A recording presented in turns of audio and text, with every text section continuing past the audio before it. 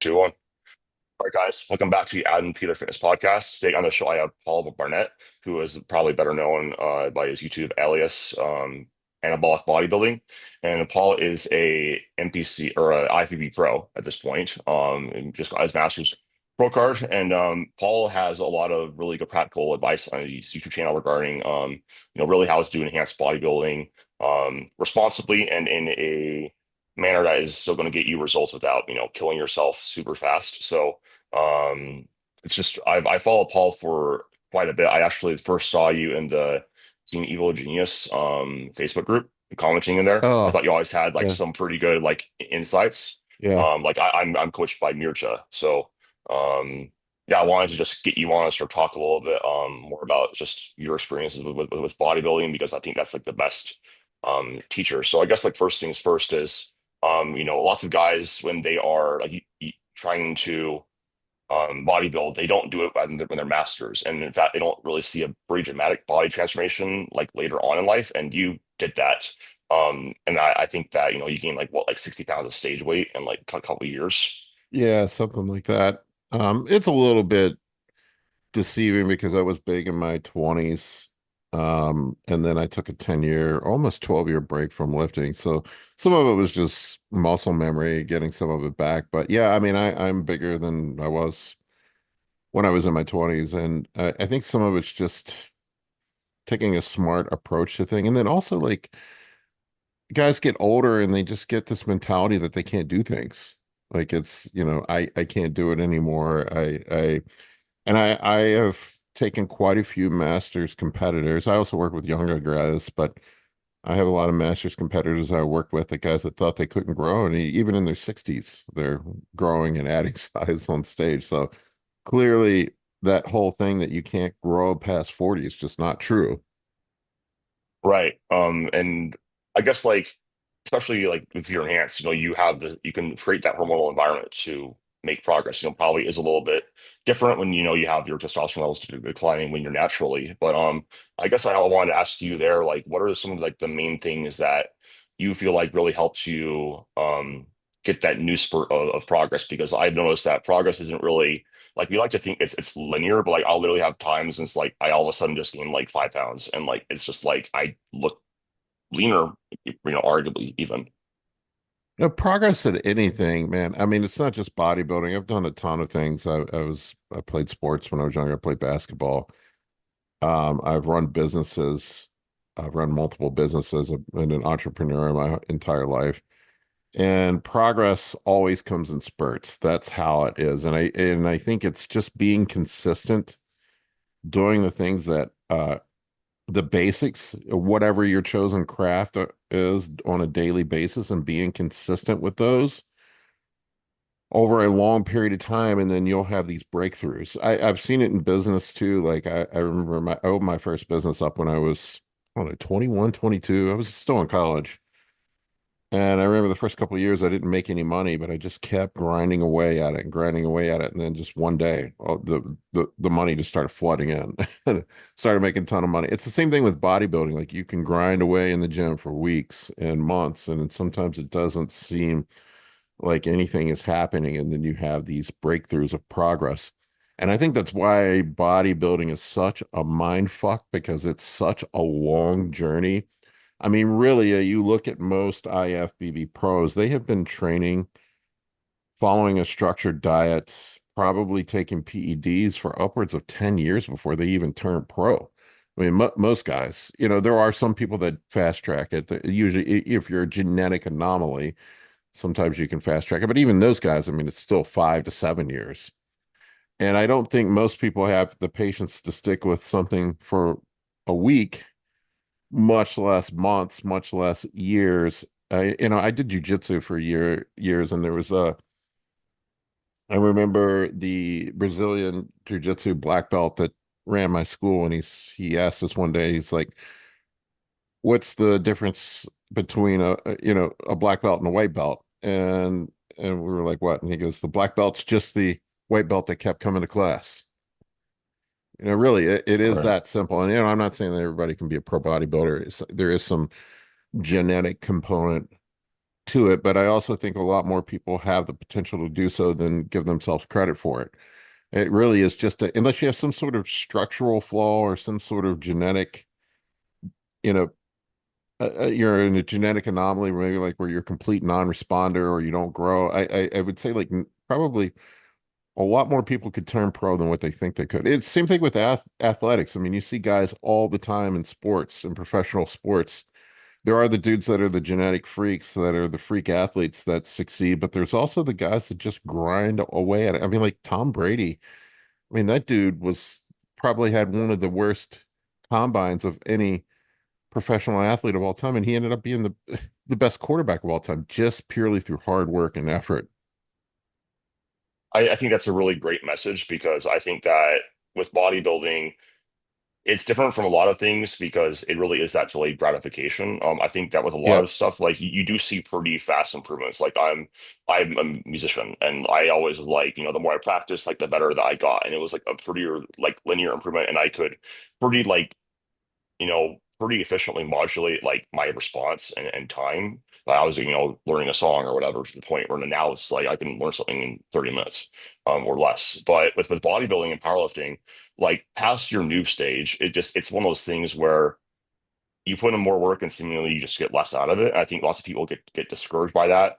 Or people, like you said, they are so used to having things happen fast that everything that we do in this sport is like a lagging variable. It's same thing yep, with business too. It's you're going to a 500 calorie deficit.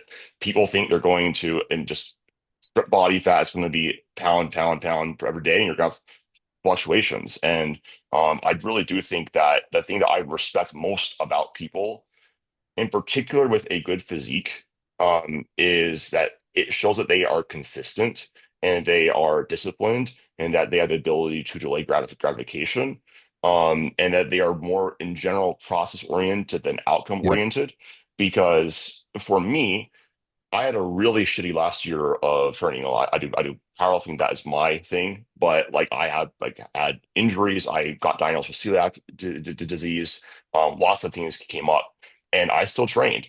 And I was kind of like even I had to ask myself like why am I still showing up?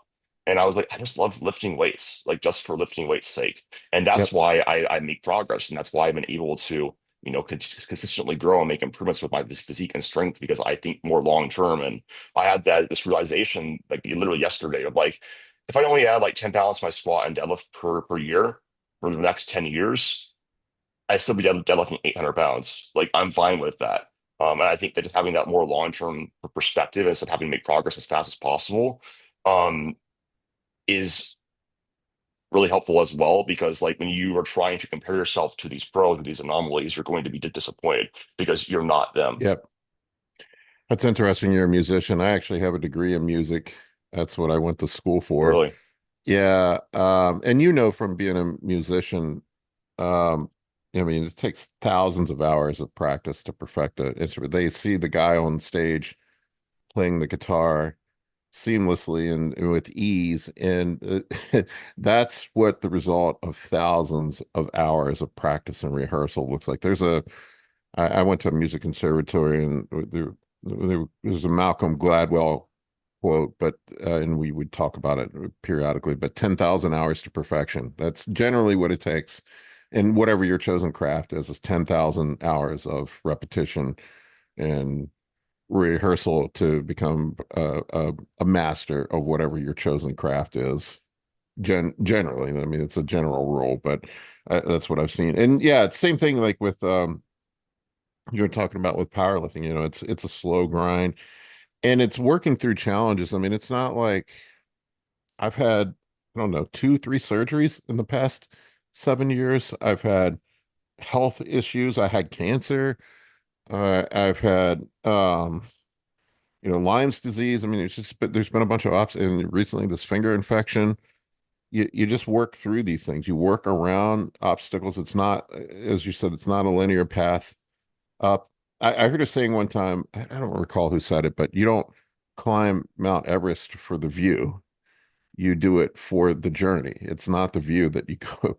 go. I mean, if you just wanted to view, you could have somebody drop you off on top in a helicopter if there's one that could reach that altitude. But you get the metaphor though. It's the journey that's what matters, and I think you have to, as you were kind of saying, you need to fall in love with the process and the journey. Now, that's not to say there's not a more efficient way of doing things. There certainly is a more efficient way of doing things, and I think that's kind of, as I've gotten older as a bodybuilder and a lifter, I kind of have cut out the bullshit and gravitated towards the things that work the best. I really have tried to hyper focus on, I think a lot of times people get so caught up in the minutia that they lose track of the big picture, and they end up getting themselves mired in little things that don't matter when they're really not focusing on the basics.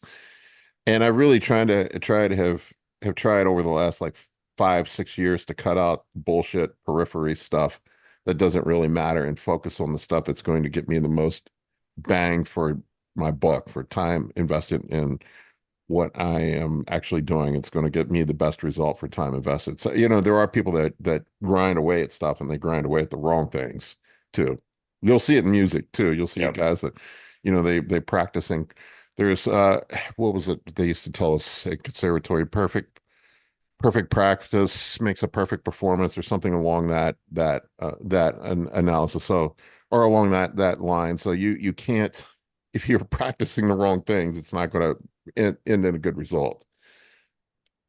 Right. Well, I think there's a couple things I wanted to jump back there. So I think number one, like when you talk about like buying into the process and the journey, I know that you coach. Like what are some things that you do, especially with like people that are just starting off and like they want to be bodybuilders, they want to take this like more seriously. Like, how do you sort of change around their mindset with being a little bit more bought into like thinking more long term and enjoying things? Because I've seen that with a lot of clients I onboard. One of the things I have to change is their mindset in order for them to actually make progress. And Yeah. I think that's actually like number one. Because coaching is not like here's the programming, here's a diet. Like an AI algorithm can do that. I think the best coaches know how to get the most out of each person that they're working with. A lot of that is just, tapping into their how they think and changing that strategically so that they can see their best progress. Yeah, I would agree 100%. Especially with young guys, I find that the older competitors that I work with, or the older guys, tend to be more disciplined and more patient. I think once you've been through the ringer, there are some older people that are impatient, but especially when I'm working with young guys, I think that is the biggest thing I try to impart on them. Well, one is just patience, and a commitment to the process. I think that was a big thing that I had a problem with when I was younger, is I would get impatient and try to shortcut results, or I would just lose interest and move on to something else. I think that's a big thing that I had a problem with when I was younger. My attention span wasn't as good as it is now, where I could just stay consistent and grind away with something. And in that, if there's one thing I could impart on younger athletes that I work with, is that patience, their persistence. I try to remind them frequently. One of the things I'll do, and this is always a mind fuck of bodybuilding. It's hard to see results from week to week. I save every progress pick, every check-in that my clients send to me, and I'll periodically, like, I'll see if somebody's getting frustrated or upset. I'll do a before and after. I'll go back there and look, here's where we started, here's where we're at now. And then that progress becomes more apparent. And then I remind them that, look, man, this is how far you've come in the last 8 months, the last 12 months. And they're like, holy crap, I didn't realize that I had done that much. And that little spark gives them the motivation to move forward. I also find goal setting helps too. Having something to work towards. It's not that competing is should be required, but I find that when guys compete, they tend to stay more disciplined. When you have a due date in front of you, something that you are working towards, I find that guys stay more structured. And then once you get into that, contest prep for most people are probably going to be the hardest thing that they ever do in their life. I'm sure peaking for a powerlifting meet is probably one of the most difficult things that you'll do in your life. And I find that if people can complete that process and get through it, it sparks them to be even more successful at what they're doing. Success breeds success. So we have to have some wins in here.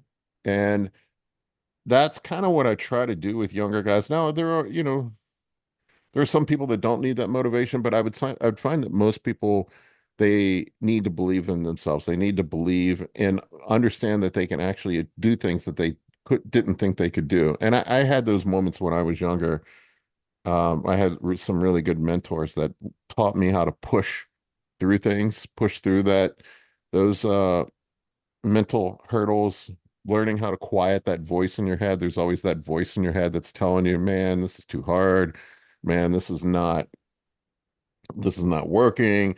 That voice in your head is your worst enemy at all times. You have to learn how to conquer that voice in your head and the negative inner self-talk and overcome that. I think that's if I could impart one lesson on a young person that I work with, young people that I coach, that's probably it. And you can transfer that to any other thing in your life.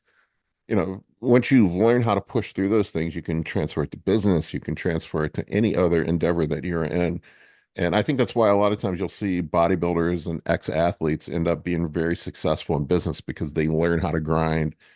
They learn that process of pushing through things and staying consistent and staying patient. And then they can have success in just really anything they put their mind to. I think that's an interesting, I'm thinking about, that inner dialogue with yourself is I think Yeah. that doing hard things, it does kind of, it brings out like what you actually think about yourself. If you're like, oh, like, like Joel Sullivan was on my podcast and, like he said that, people say, oh, like, of course, like, like it was one thing after the other. And he's like, that's just life. Like that is Yeah. just how life is. And you have to learn how to sort of dance in the ring and pivot and do your best regardless of circumstance. I had a call with one of my clients yesterday who he was complaining about, how he's had a hard time staying like consistent with things. And but he's had like a ton of like life stress and variables pop up. And we had a conversation about like, hey man, like if you're stressed out and you're not in the same environment that you were to actually make progress before, we knew need to change the plan because that is what optimal is changes depending on where you're at in your life, being able to also be like appropriately flexible within the goal and adapt. So I think that you hear a lot of bodybuilders like Alberto Nunez talk about that, how they're just adaptable and they aren't super. I has to be one way, and they understand there's multiple different paths to the same destination. Um, and I think that lots of times, when you're, we get like these romanticized experiences of like what we did early on in training when we were making Yeah. all this progress and we think we have to do that one thing.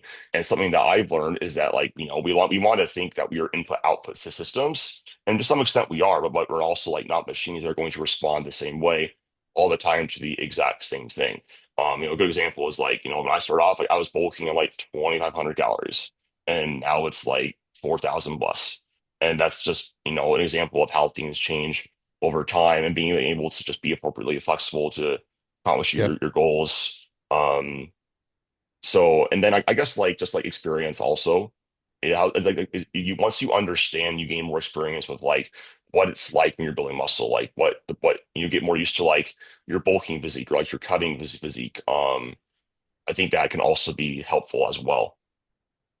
I That's think part of there's a, also oh, why go ahead. like hiring someone like you with experience like that's like you're paying for that is that you were like, hey, this is normal, like when you're a contest prep and you are feeling how you are, that's normal. Look, I've made all the mistakes. I've learned the hard way on a lot of things, and I think that experience is, I can help people shortcut things to a certain degree by helping them avoid those mistakes. I tell you a book I really suggest that anybody who's success minded read is the Seven Principles of Highly Effective People. Or Seven Habits of, I think I'm trying to remember. It's Stephen Covey that wrote it, but he talks about the 90-10 principle. And I don't know if you've ever heard of the 90-10 principle, but essentially what it is things happen in your life. 90% of them are within your control. You can control certain outcomes by just how you think about things and your attitude towards things. And there's 10% that you can't control. And with the 90/10 principle, most people spend the majority of their time obsessing and worrying about the 10% and not the 90 that they can actually control. You have a flat tire. You can't control the flat tire, but you can control your response to it. You can go out, change that tire, go on with your day. Um, you know, so people will spend too much time, like, oh man, my day's completely ruined. I can't do anything now. I've had this flat tire. This is fucked up my whole day. Like, you can't change the flat tire that the flat tire happened, but you can control your response to that flat tire. And I think that's something that I wish I could impart on a lot of people is that you're in control of a lot more than what you think you are. A lot of things that happen in your life, how you handle things, that overcoming those obstacles, they're going to happen. You have an injury in the gym, that happens. But how you respond to that injury is within your control. What you do, how you work around it. Or, for example, I have something I've dealt with is digestive issues. I can't control the digestive issues, but I can control my response to those and how I work around it and my approach to it and all that stuff. And instead of hyper focusing on the one thing that you can't control, focus on the things that you can control and how you respond to those. Yeah, I think that's really really wise because I think it's human nature in general, like this survival mechanism to always focus on the negatives or get really concerned about things that we can't control, especially if you feel like it's getting in the way of our progress. Or Yep. but it's a part of life, and learning how to sort of adapt and dance in the rain will get you further than really anything else will. Because I don't think that, like, for example, if you ever played sports, you kind of realize that, like, you have a game plan, but that Yep. changes like every single play. It's depending on what happens, what the defense does, what the offensive Yep. scheme is, how the game's going, how close to the game it affects your strategy. It's the exact same thing with this stuff. I've had to constantly change my diet, my PED protocols, my training to work around obstacles that I've come up against. And most people are inflexible when it comes to that type of stuff, and or they give up. They just give up and say, look, I can't do this anymore, and they don't adapt, and they refuse to change. I used to be a super heavy lifter. I mean, I used to do more of a power building style training, and as I got older, my joints and connective tissue just said, we aren't doing that, man.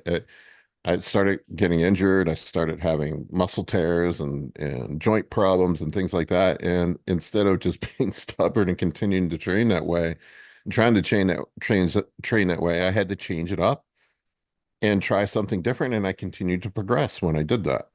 And so it's just this mental flexibility to be able to adapt to challenges and work around them, not get focused on the negative. It's just so much better a way of living life. I think when people feel like life is not within their control, then life is so much more stressful that way.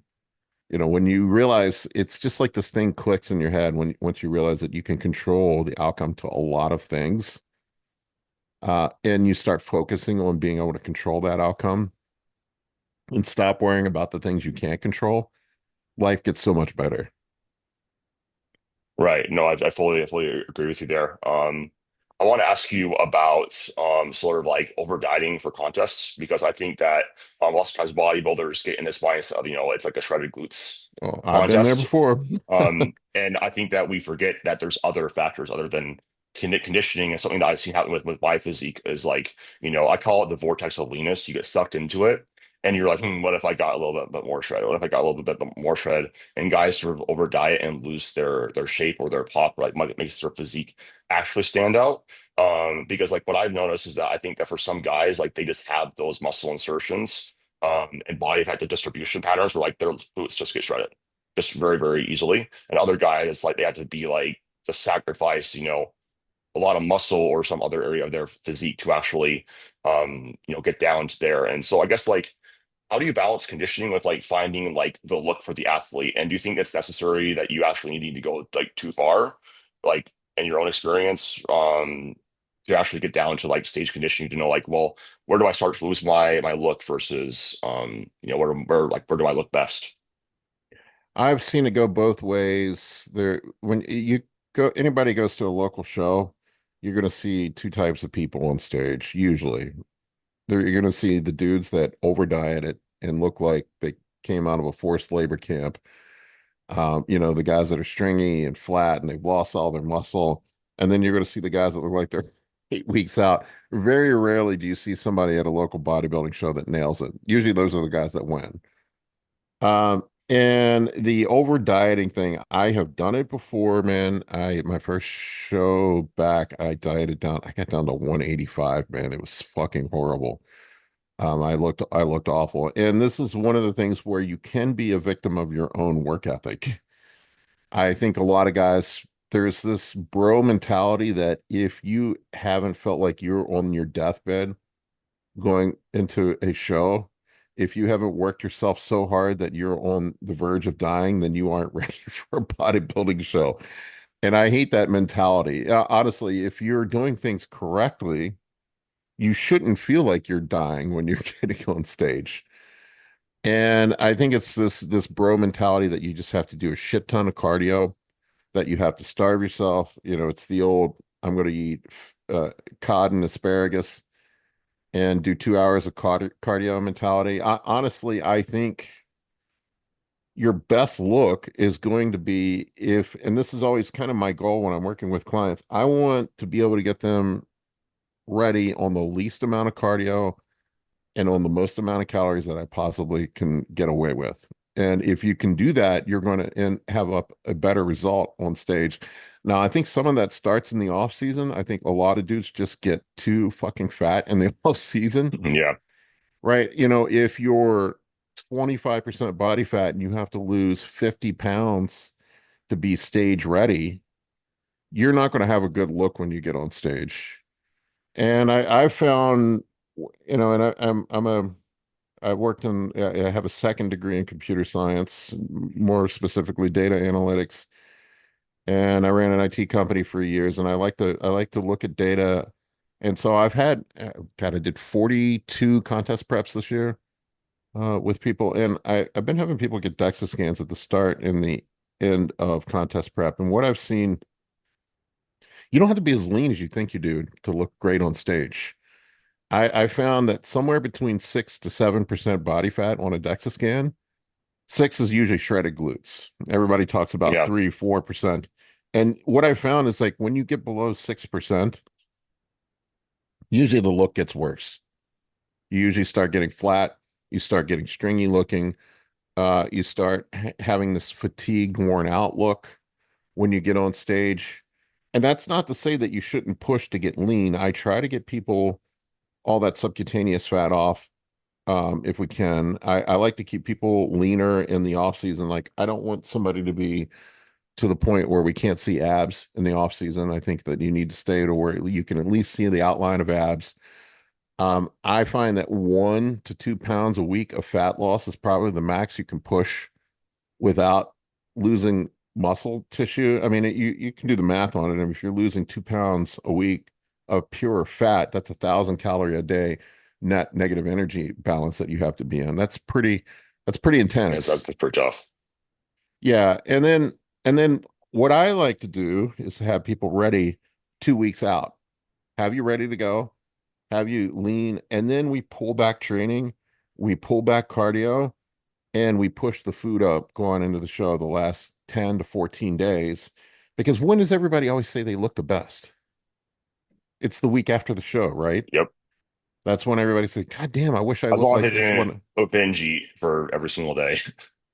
Yeah, like what, so why not try to replicate some of that going into the show? So I like to, this is something I kind of learned from AJ Sims. And nobody gets people in better shape than that dude. And what he was telling me is he'll just pull people back. Sometimes we even drop cardio completely going into the show. And and then you just end up with a fresher look when you're eating, when you'll when once you start eating, once you start pulling back the cardio, maybe pull back the fat burners a bit or even drop them completely. go out into the show and you end up with a fresh look on stage.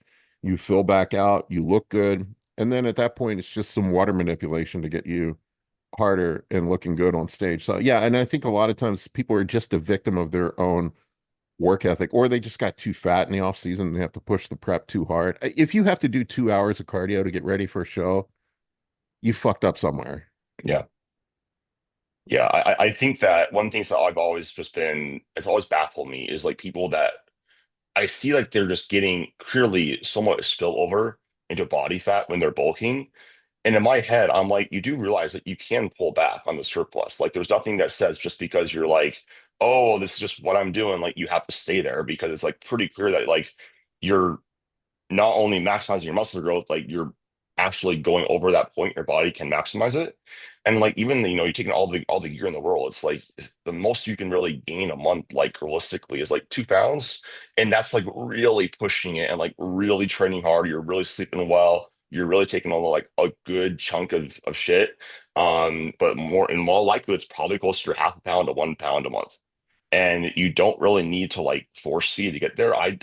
My preferred approach in like with both my natural athletes and my enhanced guys is like I want to get you to a body fat range where like you said, you still have your abs, but I really focus on training, and I want to really make sure that your Yeah. training is going well because like yes, with anabolics, like the anabolic drive of that is huge, and it's a big difference, but you're going to grow the best and be healthiest when you can do like the least amount of drugs to reach your goal and only titrate Yep. up when you need and focus on that good training performance. And for some people, like they can maintain a very lean physique, especially if they're on a thyroid like replacement dose or on testosterone, but not everyone can, and that's okay. It's about finding your productive range where like you feel good, you have tons of energy, you aren't getting hurt, stuff like that.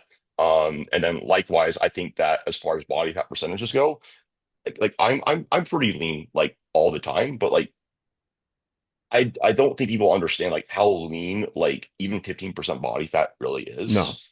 Like it's like I always tell people if I'm conceptualizing a body fat percentage, 20% body fat is like honestly like the average gym bro that kind of eats protein and Yep. like lifts weights. Like there's no visible abs, but they have some separation in their arms and their legs and in their upper back.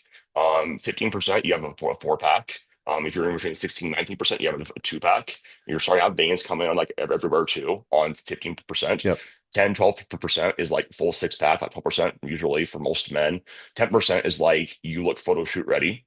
Yeah. And then 8%, like anything like that is like you are in spitting distance of stepping on stage.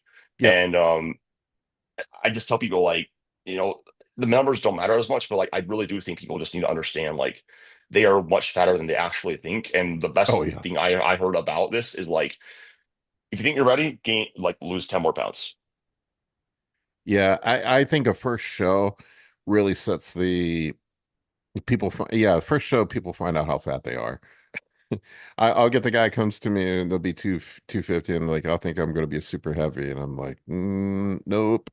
You're probably going to be 185, 190 by the time we probably need to do two diet phases. We Yeah. probably need I usually like for me, I like people that are competing, I like my guys to be 15% or less. I want you to be within striking distance of stage. And I think that first show, sometimes you just have to suck it up and get a little flat, get a little depleted. Come out of it, have a good rebound, put some size back on, and then stay lean. I do think you need to get exotically lean at least one time, and then it gets easier to stay leaner, is what I've Yeah. found. I 100%. I um I have been below 5% body fat before on a DEXA scan, and that is not a fun place to be, man. It wasn't a good look either. But like you said, like once you're around 8, you're in striking distance then. Yeah, that's I don't think people appreciate how lean it is. And I do like to have people go get DEXAs and then it's sort of an eye opener. They don't realize how fat they really are. Like most like you said, most gym bros are 20% body fat or greater. Yep. I Hmm. try to live me personally, I try to keep myself somewhere 12 to 15 would be the max that I let myself get in the off season. I also think there's this obsession with the scale Like guys get super obsessed with putting on scale weight in the off Yeah. season. And I'm like, like I put, I'll hear guys say 30, I put 30 pounds on this bulk. And I'm like, did you really, man? Like, is that real? Like take, and this is the analogy that I'll give my clients. Like, go to the grocery store and put 10 pounds of steak in your grocery cart and look at that. A That is a lot. lot of fucking tissue, man. Like if you put on 10 pounds of muscle in a year, that is a lot of tissue. And if you do that for 5 years, you're going to be the biggest dude in your gym and probably competing for a pro card Yeah. or be a pro. I mean, I think people underappreciate how much 10 pounds of real muscle is. Yeah. I mean, I think with the scale, it's so hard to like get that out of your head that like that is the thing. Because guys want to be big and like they want to be like, well, like here, here I'm 5 pounds up, and it's just like it's like you do need to eat. Like I did like when I Yeah, was like I was anorexic when I started off, so like I know what it feels like to be around 5% body fat like perpetually. But I with the you just need to just be less concerned about that, and we're like, how do I look? How's my training performance? How do I feel? And just focus on that look. Because like I had a period where like I changed compound selection and I gained weight and I looked leaner. yeah. Oh, okay. Well, I'm not going to freak out because of that. Whereas it's just like a good analogy for this. I say to tell all my clients is if you weighed 800 pounds but you look sexy as hell, you wouldn't care. And I think that your metric of success in a bulk shouldn't be how much weight did I go on? It's how much stronger did I get? Because that's the number one thing that's going to correlate with your strength gains, especially if it's a movement you've been skilled at, several times, and you've done it multiple times. But if you add 40 pounds onto your machine chest press, you probably have to have bigger pecs, in most cases. There's sometimes I wish I could just take the scale and throw it in the trash. Like I think, like I use it as a tool, but for me, the check-in picks are what matter the most. Yep. That's what matters to me the most. And fuck, you can go out and eat 10,000 milligrams of sodium and gain 5 pounds in a day. I've You know, cut 20 pounds per meet in 24 hours. yeah, I mean it's so there's some it's not indicative of gaining muscle. The to me the pictures don't lie. That Right. to me that's the most important thing. Now I do use the scale as a measurement tool, like if we're getting near the end of a contest prep and I see a rapid drop in weight quickly, we know that we're probably losing some water or having glycogen depletion that we may need to fill back out. But I match that scale up with the look. You can see it. And the same thing, like if I see the scale go up rapidly, like I get guys that'll freak out that they'll put on 5 pounds after they do I do carb cycling with my clients, but they'll put Hmm. on 5 pounds after a high day and they're worried that they gain fat. And I'm like, look, man, you can do the math on it. 5 pounds of fat in a day would be 17,500 calorie surplus. You didn't eat 17,500 calories in surplus. It's glycogen retention. So I mean, you can do the math on it with the glycogen too. If you ate 500, if you synthesize 500 grams of glycogen, 1 part glycogen, 3 parts water. That's 1.5 kilos, man. That's what you know, 6 pounds or 4 pounds, 5 pounds that you put on. So right there, there's the About math. four. Yeah. Yeah, it's about 4 pounds. So 2.2 or whatever it works out to be. But um, so you can do the math on it. It's we can look at, and I can also see it in the pictures. Like if somebody's holding a lot of water, I always see it in the legs. Legs will show that people are holding. That's something I've noticed too. Like when I'm bulking, like it's like my lower abs and like my legs start to hold like the most water, Yeah, and then those are like the first parts to like dry out, yeah. which Yeah, is and kind of sometimes that strange. can be just be diet. That can be, when you're eating a bunch of carbs, you're going to retain more water, or sodium's out of whack, or just certain compounds. Like if you're taking tests and D-ball, you're going to hold more water, right? Versus, running Masteron and Winstrol or other things like that are going to dry you out and affect the mineral glucocorticoid receptor and mineral retention and all that stuff. So it's I don't get too concerned about that. I like I said, the scale to me is a tool that I use to look at those things. Like if I see it go up, and I think the average gym bro just gets obsessed with it. They don't understand that nuance of it in comparison Yeah. when comparing it to the check-in picture. So I think that's something that you just learn after years and years of coaching people and how people react to certain things. I just use the scale like mostly as an accountability tool. Like, if you're Yeah. gonna if you know you're gonna weigh in, it's like you're probably gonna be a little bit more dialed in, especially Oh yeah. Gen Pop people. Like, it's so funny. Like, I showed one of my clients, she's only down like 5 pounds in like 6 weeks, but she's clearly lost more fat than that. And she's like, "Oh, I'm so sad I only lost 5 pounds." I'm like, but look at you. But like, look at how good like you look. Like, stop worrying about that. One Well, thing I it's like want to ask. just one thing on that, and that this is the thing that I'll tell people. This is another part of the psychology when people are getting disappointed with results. I'll tell them, hey, you burned 17,500 calories in fat. If that was just all, and maybe you gained some muscle too. Maybe it was more than that. Maybe you burned Yeah. 25,000 calories of fat. Think about that and reframing it that way. And then they're less disappointed in that 5 pounds of weight loss because that's a huge difference. Wow, absolutely. Um, You mentioned, like in one of your videos, like growing into shows and like essentially like there'll get to a point sometimes in preps where guys will get down to close to stage lean, especially when they are on PDs and like their body weight will stay the same and maybe even like go up, but they like look Yeah. visibly leaner.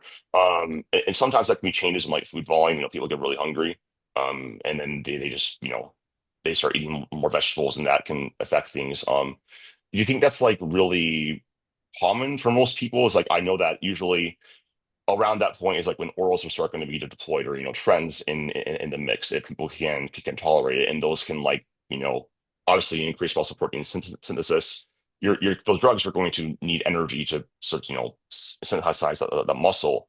Is that something that you think is like very common or like a strategy that like pros use to like really dial in their looks close to shows, or you think it's mostly just about like fatigue management at that point? I don't know. I think fatigue management is probably that is the one area that I've really started to focus on prep.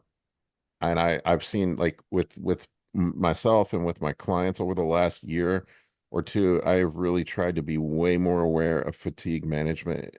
Um, and I think that has resulted in a better look. I've had better results with my clients this year. Like I didn't really care about it. I'll be honest with you. Like I used to be like, just keep pushing, just keep pushing, just keep pushing. And I know from my own experience that a lot of times that doesn't result in a better look. And I have tried to be more aware of fatigue management. And in fact, like I've I changed my strategy a little bit this year. And I think with my preps, what I had people do, I'll program in one high carb day a week. And we're going to be in a caloric surplus in that day. We can talk about, the benefits of carb cycling here in a minute. But when you're in a caloric surplus, I thought to myself, like, man, there's really no point on that day on doing any cardio or taking fat burners when we're in a caloric surplus. Why not use that day to manage fatigue a little bit? So let's back off the cardio that day, or just don't even do cardio at all that day. I'll usually do cardio 6 days a week, no cardio on the high day. And then I'll have people drop all the stimulants and fat burners on that day so they can sleep as well. And I found that that's just has gotten a better result. And as you get closer to the end of contest prep, you got to be really, really careful with managing fatigue.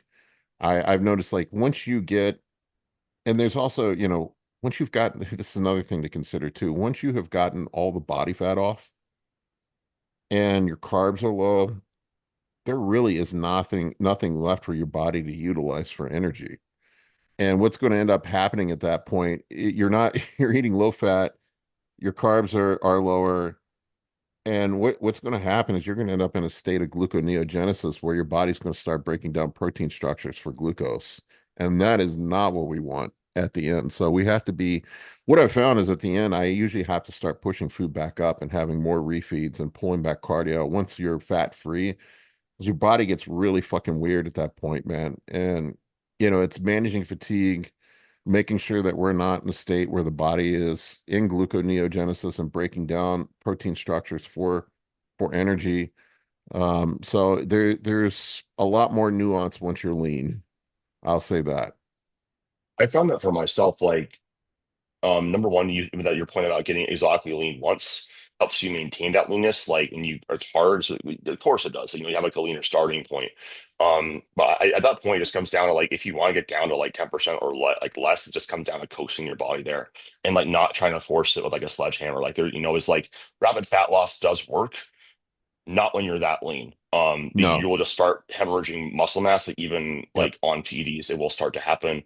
And that's when, things like fasted cardio start making more sense and, using like growth hormone to help liberate fatty acids or Yep. whatnot start coming into the picture. But like, anybody who's really been able to get down to really single digits, I think they just understand that's just like you can't outcoach stress and you can't like try to force something when your body is fighting back against you. It's just like, like with my celiac disease, like that took a long time to like manage and before I started able to like, oh, that now I'm actually absorbing my calories and I'm actually like looking better and I'm actually able to get stronger in Yep. the gym. And the more that you try just forcing anything, and this is in life too, in general, like relationships, like I think dudes are like really done with this too, especially because like I got everyone's like this, like, but she's really pretty. So I'll let it slide. And I'm like, bro, like if it was me, what would you do? They were like, I want to, I would say like, fuck you. It's like, yeah. So like, say that to her. Yeah. Yeah, same deal, man. I mean, I'll say this, like when I get people down to the end of contest prep, I usually just, the last 2 or 3 weeks, I start having them check in every day. Because there's at that point things can go south quickly. There's and sometimes I'm making changes on a daily basis. Like I'll be, if I see somebody starting to flatten out, and they tell me that fatigue is high, I'll back off. All right, take off cardio today. Let's eat a couple hundred extra grams of carbs today and get you filled back out. Or we may need to do more frequent high carb days every third or fourth day, something like that. Um, it's really getting below 10% body fat, as you mentioned, it's weird. Weird things start to happen. I think most people genetically are not meant to be below 10% body fat. Yeah, and that's why, like, when you look at social media, it's like my thing is like why I have a following is because I am really strong while being quite lean, and that's just not normal. But I'm also a genetic anomaly, and I do always say that I think there's some epigenetic changes with my anorexia because that was happening when I was going through puberty. It was like I was not naturally like a lean kid. I was always like a little bit chubbier. Um, but I don't know, like I still do think like everyone can get there, but it's just like there's always trade-offs with how you're going to feel at these different levels of leanness. And if you're going down to bodybuilding, every bodybuilder kind of understands it's just like a powerlifting peak. It's a very temporary state and you can't maintain it. Like I'm only strong on meet day. I can't do that, in the gym like all the time. There's like we have like our good days and our bad days of training. And then likewise with bodybuilding, you have periods of time. It's like I look the best I have. I'm very, very, very, very lean. Have a nice mixture of it, but then it's just like you can't always live there and expect to be there all the time. And lots of times with these people on social media too, people just forget that lots of times, like if they are maintaining that lean physique, like they're sacrificing a lot of things in their life, mostly related relationships and experiences with, you know. But B, it's like a lot of them just they take lots of pictures when they're lean and they just repost them throughout the year. I know a lot of bodybuilders actually do that. I am looking at your pics. You are crazy lean, man. It's crazy you can maintain that year round. That's awesome. Good genetics. Maybe it Yeah, is an I mean, epigenetic but change. I don't have like complete striations across my glutes. I'm probably like 8%, like at the leanest. I am I get lean easy too, man. I don't stay that. I'd say I'd probably like my off season. I'm always like 10 to 12%. But like I'd have no problems getting lean, so I feel bad for my clients Well, it's so that funny. It was like I had one experience when I was dieting down from like probably like 15% body fat. And I was like, we'll see what happens. I went on a PR streak, like getting down to like single digits. I didn't understand it. It was so weird. I mean, it depends on how you're eating and whether, what PEDs you're taking too. But I was natural then, which was holy shit, even man. Yeah, more that's, crazy. that's, that is crazy. Just good genetics. I mean, you're I think everybody, and I'll see it with clients, everybody has a homeostatic point where their body just kind of settles in and gets comfortable at I mean, some dudes tend to be a little bit heavier. Like I think most people can easily maintain 15% in the off season if they've gotten lean before. But there's some dudes that, like for me, like I can eat like an asshole and say, my diet has not been good lately. I just posted a picture up yesterday of what I looked like and I'm still, I still have a six pack, right? And I've My been friend eating Brendan is, pizzas yeah, and it's been terrible lately. And I haven't been in the gym because of my finger thing, and I'm just running TRT right now. And I stay lean. But everybody's different. sure. Well, Paul, I really appreciate this conversation. I do have some other things I have to get to today, so I'm Here, going I to thought cut we were it going to talk here. about steroids the whole time, man. Dude, honestly, so like I like talking about steroids, but like I like talking about coaching and other lifestyle stuff too. I think like Yeah, people always want to think it's the drugs and like they help, but this is what matters. This is what creates bodybuilders. This is what creates the people that you look up to. It's very rarely the drugs. Like they would look that way regardless. something to wrap up with here, and this is something I tell people about PEDs. They're a tool to make you perform better. They don't do the work for you.